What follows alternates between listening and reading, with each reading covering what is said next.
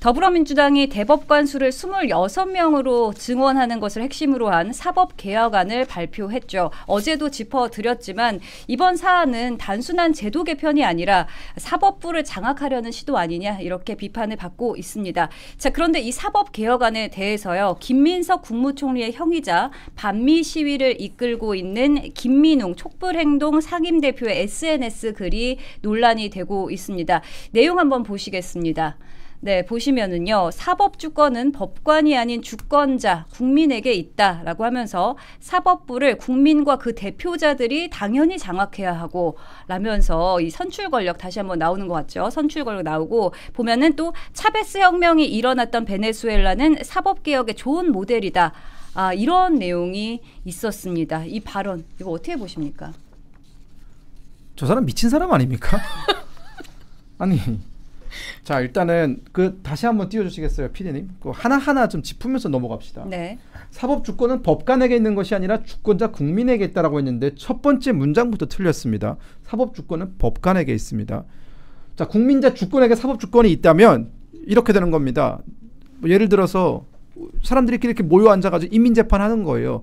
뭐 몇 동에 사는 누구 이런 잘못을 했는데 나와서 비판해봐라. 비판해가지고 우리 모여가 저 사람 잘못한 것 같은데 자, 저 사람 잘못했다고 생각하는 사람 손 들어보세요 해가지고 다수가 저 사람은 잘못한 것 같아요 라고 하면은 그 사람은 처벌받는 겁니다. 죄의 유무, 그러니까 이 사람이 죄를 지었는지 안 지었는지 이런 게 중요한 게 아니라 결국은 군중의 여론, 다수의 의견이 중요한 사회를 가게 되면은 이 나라는 망합니다. 그렇게 망한 케이스가 이 지구상에 차고 넘쳐요. 고대 아테네가 그렇게 망했고요. 이게 중무정치고 이게 어떻게 보면은 뭐랄까요. 이게 다수정의 원칙이라는 것이 결국은 굉장히 위험한 겁니다. 다수정에만 모든 걸 의존하겠다라는 것은 결국은 모든 지금 우리가 공화국을 구성하고 있는 삼권 분립을 무너뜨리고 그냥 다수정 하나만 하겠다라는 얘기예요. 이거는 더 이상 공화국이 아니죠. 그냥 인민 독재 국가죠. 북한이 취하고 있는 지금 조선민주주의 인민공화국이지만 실제는 북한은 독재 국가 아닙니까? 옛날에 레닌이 만들었던 레닌주의에 기초한 그거 아닙니까? 무산자 계급이 결국은 지배 계급이고 유산자 계급은 모두 축출돼야 되는 대상이다. 아까 얘기했던 사법 내란 세력 그 사람들은 결국은 어렵게 공부를 하고 시험을 봐서 올라와서 변호사라든가 거쳐서 또 검사를 또 거쳐서 혹은 누군가는 또 판사가 돼서 정말 그 사법 분야에서 전문직으로서 어떤 한계를 걸어왔던 그 사람들을 축출하고 그냥 아무것도 모르는 사법에 대해서 아무것도 모르는 사람들을 대표자로 앉혀가지고 재판도 진행을 하고 뭐 판결도 내릴 거면은 그냥 자기들 마음대로 하라고 하면 되죠. 그러니까 베네수엘라가 그 좋은 예시다라고 얘기했는데 자 여러분 베네수엘라를 지금 보십시오. 그게 좀 잘 살고 있는 모양입니까? 베네수엘라는 대통령부터 시작해서 그 말단 공무원까지 마약에 연루가 되어 있고요. 지금 마약 유통을 하지 않으면 나라 경제가 돌아가지 않고 있고요. 심지어 세계 제3위의 산유국임에도 불구하고 그 원유를 추출해가지고 먹고 사는 거 전혀 못하고 있습니다. 왜냐? 나라가 머리끝부터 발끝까지 썩어 문드러졌기 때문에 지금 저 모양 저 꼴인 겁니다. 지금 베네수엘라 인플레이션이 1000배가 넘어요. 1000배가. 지금 베네수엘라의 화폐 가치는 그 화장실에 있는 화장지보다 못합니다. 근데 그런 나라가 지금 좋은 모델이라고요? 그러니까 좀 김민웅 같은 사람을 보면서 드디어 본색을 드러냈다.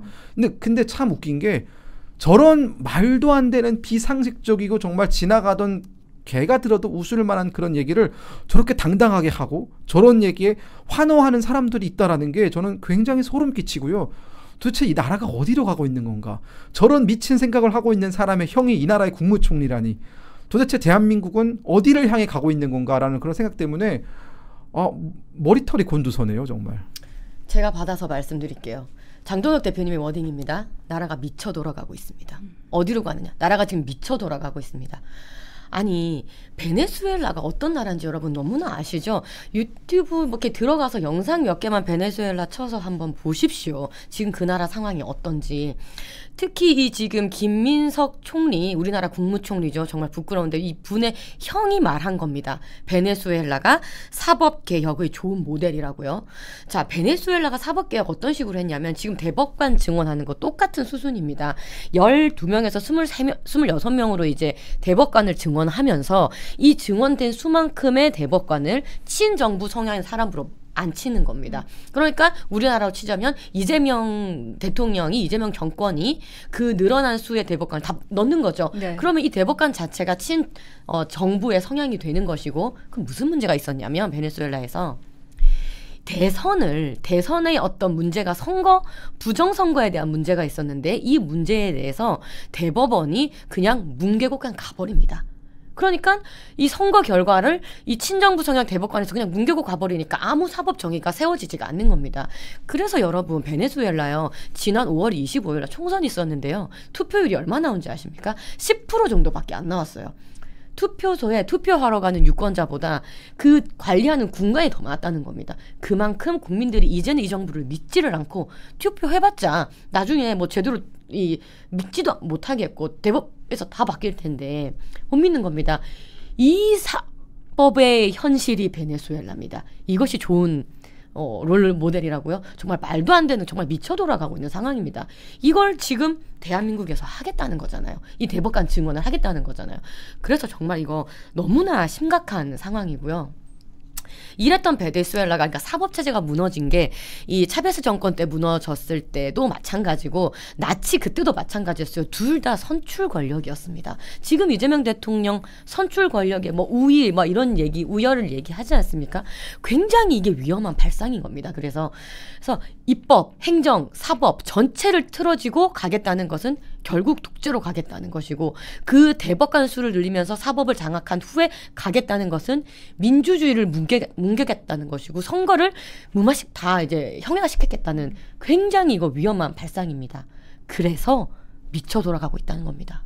네, 사실 이 글이 올라온 시점도 좀 문제가 되는데요. 정치권과 이제 법조계에서 베네수엘라 정권이 사법부를 장악하는 수단으로 대법관 증언을 악용한 전례가 있다라는 우려를 표명하자 그 후에 이런 글을 올린 겁니다. 결국 이거 스스로 인정한 꼴 아닌가요? 아니 그렇죠. 그러니까 지금 저는 참 들을수록 황당한 게 지금 보면은 타이밍이 지금 민주당에서 법관 어떤 뭐 증언이라든가 이런 문제를 논의하고 있고 이재명 대통령은 개헌 얘기하고 있잖아요. 그 개헌의 핵심이 뭡니까? 대통령 단임제를 연임제를 바꾸겠다라는 개헌을 얘기하고 있어요. 게다가 지금 그 아까 우리가 얘기했던 정동영 통일부 장관이 이제는 두국가론 얘기하고 있습니다. 네. 근데 그 두국가론도 지금 우리 헌법에 위배되는 위헌적인 발상이거든요. 자, 그 얘기를 왜 할까요? 정동영 통일부 장관이 본인 스스로도 이게 말이 안 되는 얘기인 걸 알면서도 꾸준하게 그 얘기를 하는 것은 개헌의 필요성을 강제로라도 끄집어내기 위해서 지금 두국가론을 설파하고 있는 거예요. 그러니까 현행 헌법 체제에서는 북한 체제를 하나의 국가로 인정하고 한반도 두국가론을 공식적으로 밀고 나갈 수 없으니 개헌을 해야 된다.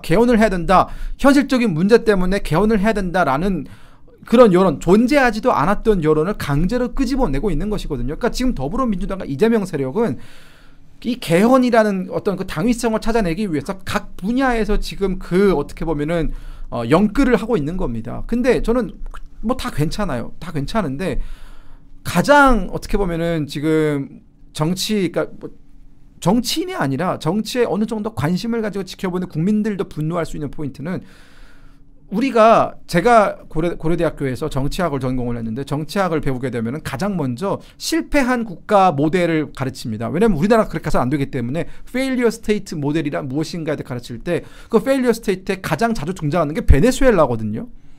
베네수엘라처럼 되면 안 된다를 정치학에서 계속 가르쳐요. 왜냐? 아까 손수호 대변인 정확히 잘 말씀하셨습니다. 우리나라에서는 부정선거 논란이다, 있다, 없다 얘기가 많이 있잖아요. 베네수엘라는 부정선거 그 자체입니다.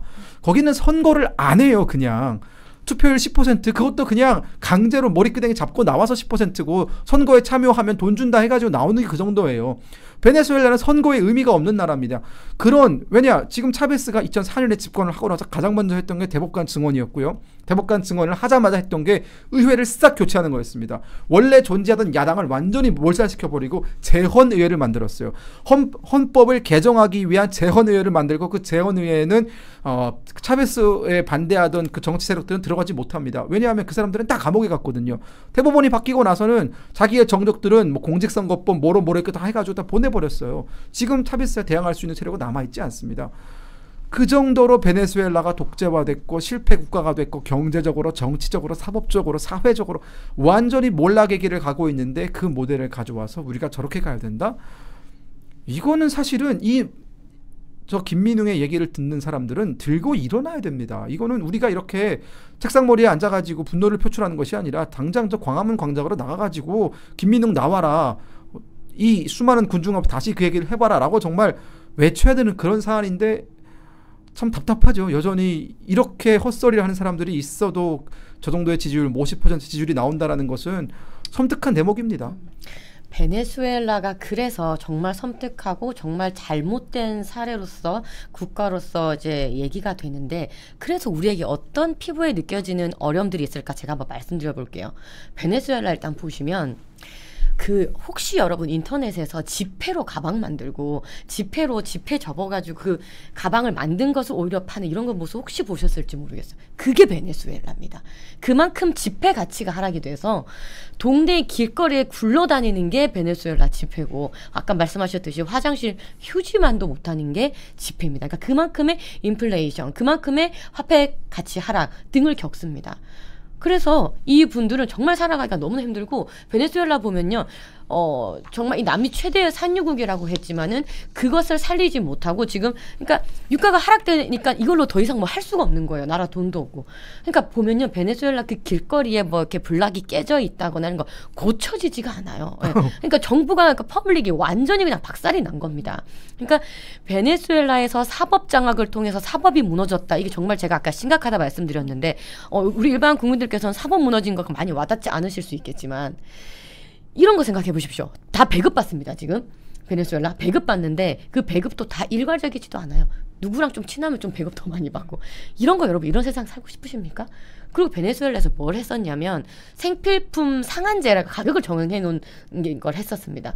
생필품 상한제를 정해 놓으니까는 이게 물건이 풀리지가 않죠. 유통이 안 되죠. 그럼 가격이 더 뛸 수밖에 없습니다. 너무나 더 비싸지고, 그럼 뭐가 또 풍선효과처럼 생기냐면 암 시장이 또 굉장히 많아지고, 굉장히 이제 경제가 몰락되는 겁니다. 사법 시스템 무너지는 거가 그 이후에는 경제가 무너지는 것이고, 우리가 생활이 피폐해지는, 그렇게까지 무너지는 것이 이 베네수엘라의 모습이라는 겁니다. 그래서 여러분, 얼마나 진짜 우리가 이렇게 왜 분노를 해야 되고 왜 김민웅 나와라 이렇게까지 해야 되냐는 말씀을 조금 이런 좀 생활적으로 와닿을 수 있는 그런 얘기를 제가 좀 드려본 것이고요. 지금 보면 그래서 결국 이런 베네수엘라가 말도 안 되는 모범 사례까지 얘기하면서 이분들이 하려고 하는 것, 결국은 자 지금 보세요. 대법관 지원하는 문제들, 그다음 뭐 배임죄 폐지하는 것들, 조이대 국감에 세워가지고 그렇게 하는 것들 모두가 어디로 수렴됩니까? 이재명 대통령 재판으로 지금 다 수렴이 되는 겁니다. 이거에 대해서 모든 것이 또 연관된 게 지금 국감의 키워드인 김현진 겁니다. 네. 이 모든 이재명 대통령이 피의자로 연관된 모든 재판에서 김현지라는 이 실장이 연관돼 있고, 그렇기 때문에 국감에 나와서 다 따져보자라고 하는 것이거든요. 모든 것이 총체적으로 다 연결되어 있는 것입니다. 그래서 여러분 지금 이 이재명 대통령의 지지율이 지금 여러분 보시면 점점 우하락해가지고 떨어지고 있어요. 우하향해가지고 지금 어디 여론조사 공정이었나요? 보니까 이재명 대통령의 국정 부정이 지금 더 이제 올라가기 시작했더라고요. 그리고 이재명 대통령의 이 지금 멈춘 재판 다시 속개해야 된다는 여론도 굉장히 높습니다. 베네수엘라 꼴 안 날려면요, 이재명 대통령 재판 속개해야 됩니다. 빨리. 제가 짧게 한 말씀만 더 덧붙이면, 우리 시청자분들께서 확 와닿기 좋게, 베네수엘라 인구가 2,800만 명이에요. 지금 베네수엘라를 탈출한 사람의 숫자가 어느 정도 되는지 아십니까, 앵커님? 800만 명이에요. 800만 명. 2,800만 중에 800만 명이 더 이상 베네수엘라에서 살지 못하겠다라고 하면서 탈출을 해가지고 다 어디로 갔느냐? 다 고만고만한 나라로 가요. 옆에 뭐 볼리비아, 뭐 에콰도르, 뭐 파라과 이런 나라들에 가서 베네수엘라보다 조금 더 잘 사는 나라에 가서 어떻게든 살아남아 보겠다고 일하고 있는 거예요. 근데 베네수엘라가 한때는 남미에서 가장 잘 사는 나라 중에 하나였어요. 제가 아까 말씀드렸잖아요. 베네수엘라는 남미에서 3위가 아니라 전 세계에서 제3위로 그 기름을 많이 가지고 있는 나라입니다. 그런데 그 나라가, 그렇게 기름을 많이 가지고 있는 나라가 지금 사우디아라비아도 기름 때문에 잘 살고 있죠. 뭐 쿠웨이트라든가 아랍에미라이트 이런 나라들 기름 덕분에 얼마나 잘 살고 있습니까? 지금 베네수엘라는 그 나라들보다 기름이 많아요. 그런데 지금 저렇게 살고 있는 겁니다. 그리고 800만 명이 탈출을 했다. 우리 시청자분들께서 지금 우리가 이재명을 막아세우지 못하고, 우리가 정말 이 김민웅 같은 자들의 저런 망언에 대해서 철퇴를 내리지 못한다면은 그 800만 명은 우리가 될 수 있습니다. 이재명이 독재하는 장기 독재 세상이 온다면은 우리가 이렇게 방송을 할 수 있을까요? 못하죠. 매일신문이 살아남을 수 있겠습니까? 못 살아남죠. 우리가 다 그 탈출을 해야 되는 사람들인 겁니다.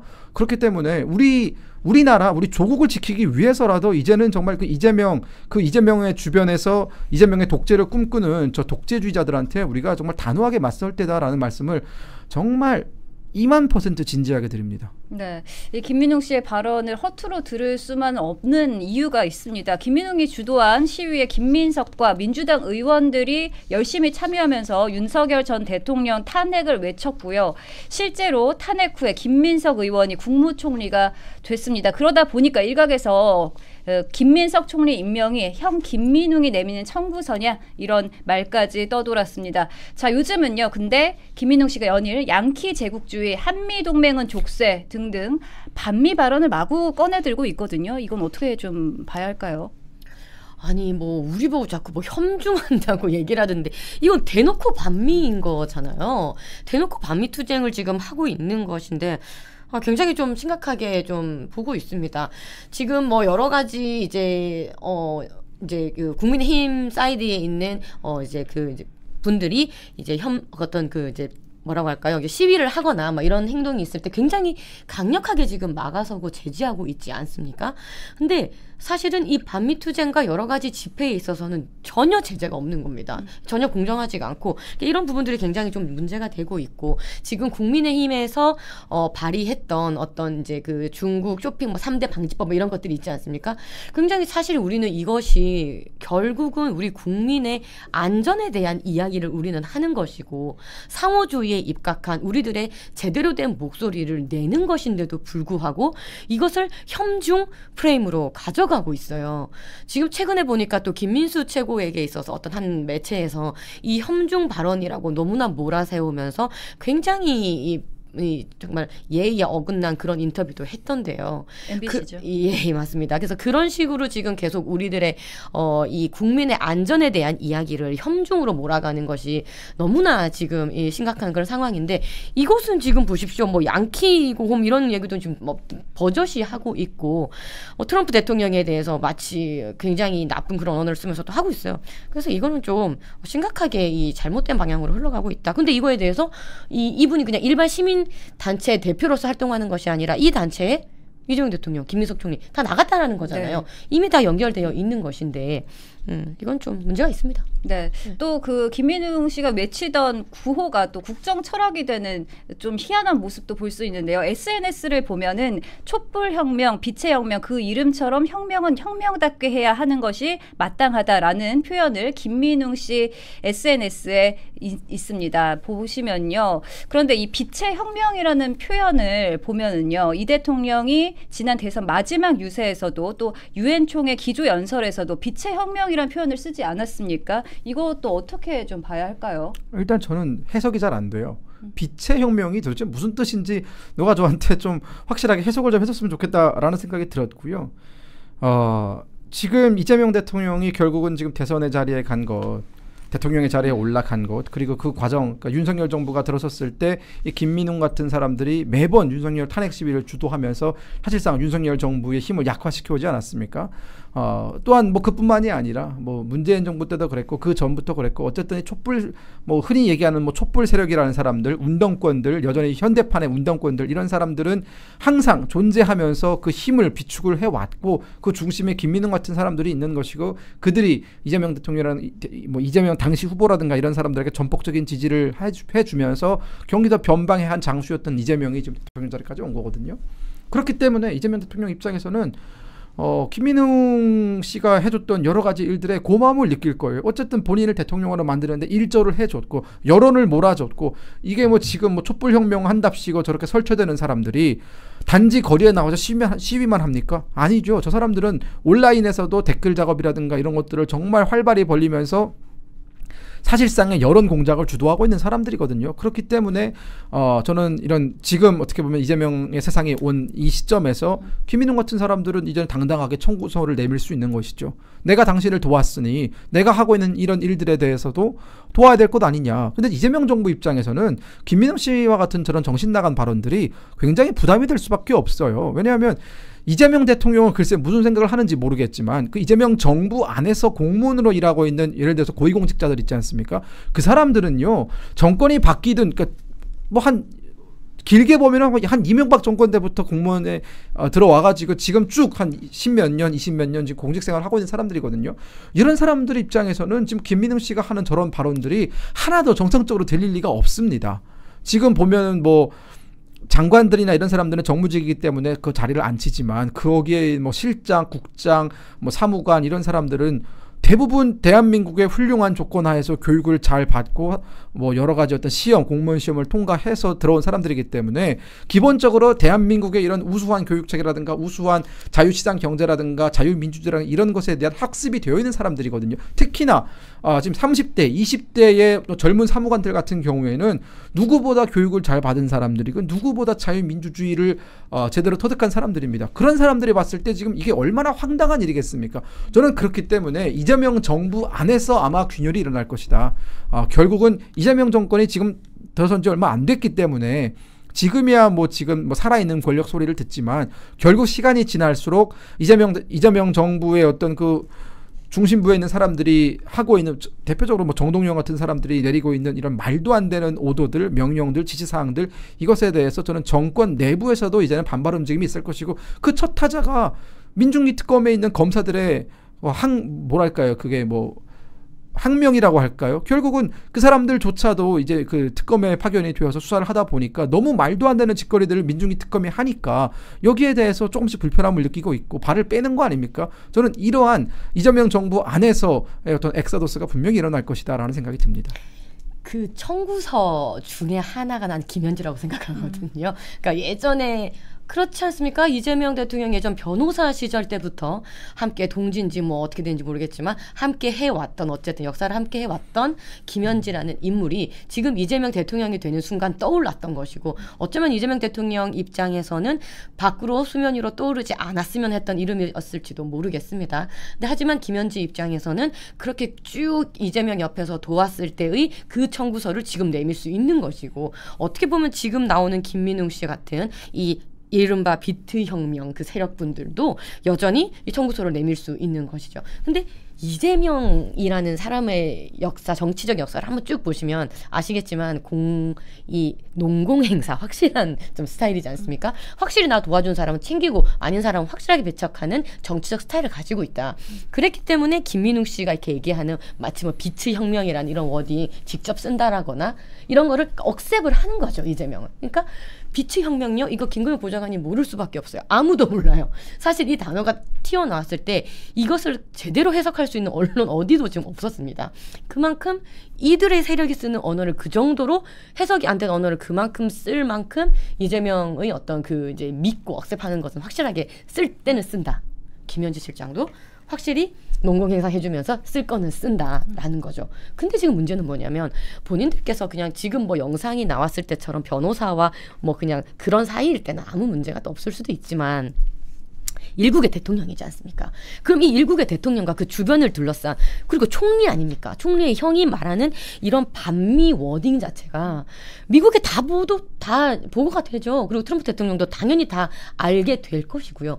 그러면은 이 아까도 계속 말씀드리지만 이 한미 동맹을 맺어가는 어떤 이 외교 사이드에서 굉장히 리스크가 되는 발언인 것이고 그 무게가 더 이제 강하다는 거죠. 무게가 무겁다라는 거죠. 그렇기 때문에 이게 지금 이재명 대통령이 모르겠습니다. 내부적으로 우리 김건희 보좌관께서 내부적으로 이제 논란이 있을 것이다. 부담이 될 것이다라고 하지만 사실 김현지 실장도 굉장히 부담되는 상황이에요. 누구보다 이재명 정권에 지금 부담 주고 있는 사람이 김현지거든요. 하지만 내치지 않지 않습니까? 네. 그걸 보면 아마 이 비치 세력들도 그렇게 내치지는 못할 것 같아요. 그럼 이거 그냥 쭉 간다는 얘기인데 이재명 대통령의 생각과 이런 세력과 함께 가는 이 마인드가 쭉 간다는 것인데 그러니까 우리 국민이 너무 불쌍한 거예요. 국민의힘이 빨리 막아내야겠다. 네, 결국 자성을 하게 되네요. 네. 네, 건강한 자유민주주의를 좀 지켜가야 할 것 같은데 사실 미국의 사례를 봐도 민주주의를 지키기 위해서 많은 노력들을 하고 있잖아요.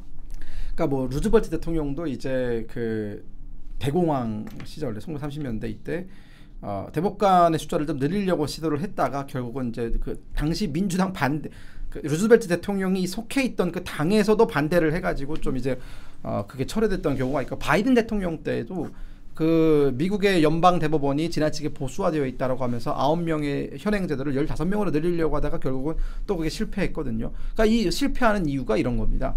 자기가 대통령인 시절에 그걸 늘리려고 하고 늘어나는 그 인원 숫자를 자기가 임명하려고 하면 문제가 되는 거예요.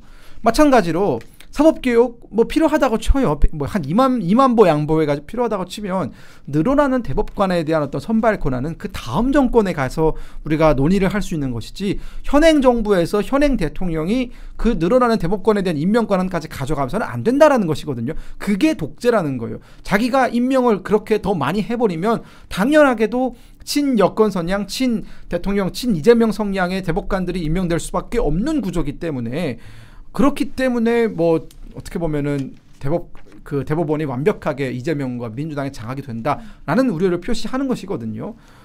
근데 만약 그게 아니라 다음 정권에 가서 그때 가서 논의를 해보겠다라고 이걸 좀 열어둔다든가 이런 식으로 하면은 이런 반발이 생각보다 적죠. 하지만 지금 이재명은 아까도 우리가 여러 차례 얘기를 하고 있지만 본인의 재판이 언제 속개될지 모르고 한번 대법원에서 어떻게 보면은 거의 파기자판에 준하는 파기환송이 이루어지지 않았습니까? 결국 이 파기환송이라는 거는 2심 재판이 무죄를 때렸는데 그 무죄가 잘못된 것이다. 다시 검토해라 라고 지금 보내버린 거예요. 그러니까 유죄 취지로 보내버린 거란 말이에요. 그러니까 이재명 대통령은 원칙대로라면 대선에 출마를 못하는 상황인 것이고 현재까지도 그 사람의 정통성에는 문제가 있습니다.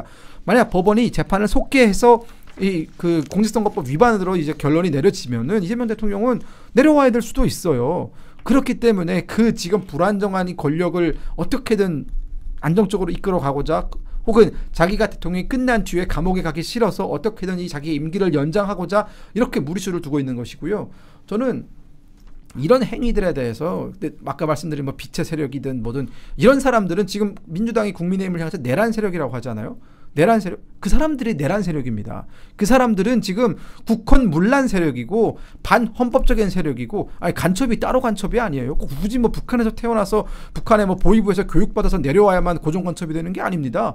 국가의 의무에 반하고 헌법에 반하고 그리고 우리 어떻게 보면은 우리가 추구하고 있는 가치, 가장 소중한 가치인 자유민주주의에 반하는 세력이라면 아니 그게 반헌법 세력, 그게 반국가 세력이죠. 우리가 뭐 다른 사람들을 반국가 세력에 부를 필요가 어디 있겠습니까? 네, 사실 이 대법관 증원은요, 대법원 체계를 바꾸는 중대 사안인 만큼 이 법조계와 야당, 국민의 의견을 충분히 듣고 결정해야 할 사안입니다. 그런데 민주당은요, 국회 절대 다수 의석을 앞세워서 개정안을 이번 정기국회에서 처리한다고 강행하고 있습니다. 그러다 보니까 문영배 전 헌법재판소 권한 대행도요, 대법관 증원 사법개혁안을 추진하는 것에 대해 이 제도에 대한 신뢰를 해칠 위험이 있다라는 우려를 표했고요. 또 국민의힘을 내란 동조당이라고 규정하는 것에 대해서는 지나치다라고 평가를 했습니다. 어떻게 보셨습니까?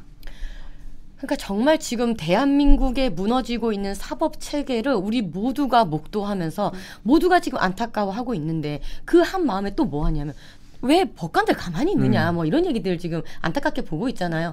그 중에서 나온 어딩이라고 생각을 합니다.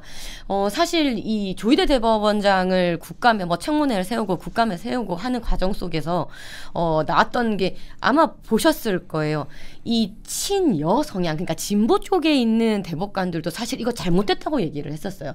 만약에 청문회에 부른 본인들 안 나간다고 했었거든요. 그래서 이분들이 조금 더 이제 중심을 잡아줘야 된다라고 생각하는 건데 이때까지는 굉장히 목소리가 이렇게 작았죠. 왜냐하면 이 헌정 이후에 이렇게 사법체제를 무너뜨린 적이 없다 보니 도대체 우리 대법관들도 법관들도 뭐 어떤 식으로 목소리를 내서 막아서야 되는지를 몰랐을 수도 있습니다. 근데 지금 보다 보니 이건 정말 아니거든요. 그래서 지금 나오는 이제 언론 보도들을 보면 조금씩 이제 목소리를 내고 계시고 이제 문영배 대법관님도 그렇게 이제 워딩을 하신 걸로 보여요. 그래서 지금 이 사법체제가 모든 것이 무너지고 결국은 이제 뭐 여러 세력 뭐 얘기도 하셨지만 결국은 독재입니다. 독재 저는. 그러니까 딱 한마디 독재라는 워딩으로 귀결된다고 생각하고 이들의 세력은 그냥 독재를 꿈꾸는 독재 세력입니다. 그래서 이것을 막아내기 위한 국민의 힘의 역할도 야당으로서의 있겠고 또 사법부를 지켜내야 하는 사법부 법관들의 역할도 있겠고 또 지금 이 특검에서도 이미 얘기가 나오지 않습니까? 검찰청 폐지되고 나서 아니 수사권 기소권을 분리하라고 했는데 그럼 특검들은 본인들은 뭐예요? 특검을 계속하면 할수록 스스로 법을 어기는 이런 이 딜레마에 빠지는 거지 않습니까? 그래서 안 하겠다고 손들고 지금 다 나오고 원대복귀 신청하고 지금 그러고 있지 않습니까? 모든 것이 딜레마고 모든 것이 카오스입니다 지금. 그래서 이런 상황 속에서 진짜 어떻게 보면은 이제 지성을 가지고 있는 많은 분들이 정말 목소리를 내야 하고 특히 친여 성향에 있는 지성인들 각성하셔야 됩니다. 이거는 이 여야를 떠난 문제가 아니라 정말 나라가 독재로 가는 것이고 나라가 베네수엘라로 가고 있는 지경인데 이거에 대해서 아무리 친 이재명, 친 민주당, 친여 성향의 인사라고 하더라도 아닌 건 아니라고 각성하고 목소리를 내시는 용기가 필요하다라고 좀 말씀을 드리고 싶습니다. 네. 독재죠. 네. 이건 뭐 사실상 손에 무기만 안 들었지. 아니 사실상 손에 무기를 든 거예요. 지금 입법부와 행정부를 장악하고 그 무기를 앞세워서 결국 입법부를 장악한 것을 무기 삼아서 지금 사법부까지 다 본인들의 그 발 아래 두겠다라는 거 아닙니까? 자, 사법부가 장악이 되면 그 다음은 무슨 차례겠습니까? 그 다음은 헌재를 장악할 거예요. 지금 헌법재판관을 임명하는 그 절차에는 국회 동의도 필요하고 대법원장도 헌법재판관 임명에 참여할 수 있고 대통령도 참여할 수 있고 그러니까 헌법재판관 한 명을 임명하는데 여러 사람들의 어떤 그 힘의 균형이 이루어진단 말이에요. 그래서 우리나라 헌재가 어느 정도 안정적으로 돌아가게끔 그런 여러 가지 안전장치들을 만든 건데 대법원이 완벽하게 이재명의 손으로 넘어가게 된다면은 헌법재판관의 균형도 완벽하게 지금 무너져 있는데 지금보다 더 심각하게 무너질 거예요. 헌재가 지금 어떻게 보면 빛의 혁명이라고 부르짖는 저 사람들의 손에 넘어가게 된다면은 헌법을 자기 마음대로 고치든 자유민주주의에서 자유를 빼버리는 행위 문재인 정권 때부터 시도했잖아요. 이 사람들은 끈질깁니다. 자유민주주의에서 자유를 빼고 민주주의만 헌법에 넣겠다라는 시도는 문재인 때부터 있어 왔고 그것이 결국은 실현 단계까지 왔다라는 거예요. 저는 그래서 정말 피토하는 심정으로 우리 사법부에 계신 분들한테 좀 호소를 하고 싶어요. 뭐 하냐? 법관이라는 거에 그 정말 어떻게 보면 그 고귀한 옷을 입고 멋부리라고 그 자리에 앉아 있는 게 아니지 않습니까? 이 나라가 독재로 가지 않게끔 우리 선열들이 피로써 지켜낸 이 자유민주주의가 후세에도 그 자유민주주의로 존속할 수 있게끔 본인들의 역할과 직분을 다하라고 우리가 그 돈을 들여서 그 옷을 입혀놓고 그 법대에 앉혀놓는 겁니다. 근데 지금 그 법대에 앉아서 단지 얼마 안 되는 이재명 세력, 이 독재 세력의 뭐 호통이 무서워서 그 사람들이 국회로 부르는 게 무서워서 목소리를 내지 않고 다들 그렇게 자기 살 길만 찾는다면은 이 나라는 무너지고 여러분들은 역사의 죄인이 될 겁니다. 아무 말도 하지 않고 조용히 있는 것도 결국 나중에 가서는 죄가 된다니까요. 우리 모두는 이 독재를 막아내지 못하면 후세에 우리는 다 죄를 짓게 되는 겁니다. 네, 말씀 잘 들었습니다. 김민석 국무총리의 형 김민웅 씨의 발언 짚어봤는데요. 사법개혁안에 대해서 베네수엘라 모델을 원한다. 현재 독재 국가인 이 베네수엘라를 모델로 삼겠다는 발언 참 위험해 보입니다. 자, 사법개혁은 이 시대가 바뀌어도 신중해야 할 영역입니다.